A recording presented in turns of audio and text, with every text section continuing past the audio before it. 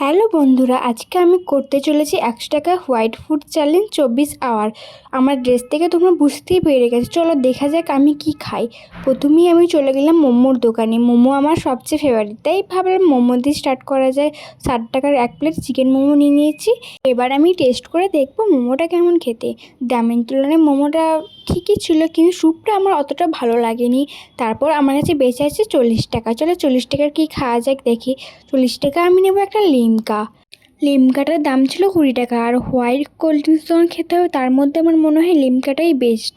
তো লিমকা খাওয়ার পর আমার কাছে বেঁচে আছে 20 টাকা। চলো দেখা যাক 20 টাকার কী খাওয়া যায়। তো আমার পাশেই ছিল একটা আইসক্রিমের দোকান, সেখান থেকে আমি 10 টাকা নিলার কুলফি আইসক্রিম নিয়ে নিলাম। এখন আমার কাছে বেঁচে আছে 10 টাকা।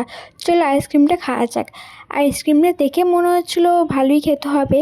10 টাকার মধ্যে আইসক্রিমটা কিন্তু দারুণ খেতে ছিল, আমার তো খুব ভালো লেগেছে। তারপর 10 টাকা নিয়ে আমি চলে গেলাম একটা মিষ্টির দোকানে, যেখানে আমি 10 টাকার খেলাম একটা রসগোল্লা। আর রসগোল্লাটা জাস্ট অসাধারণ ছিল। তো আমার আজকের চ্যানেলটা এখানেই শেষ হলো। তোমার যদি এটা ভালো লাগে থাকে তাহলে আরও কিছু কমেন্ট করে জানাতে পারো, সেগুলো আমি করার চেষ্টা করবো। তোমরা প্লিজ চ্যানেলকে সাবস্ক্রাইব, লাইক অ্যান্ড শেয়ার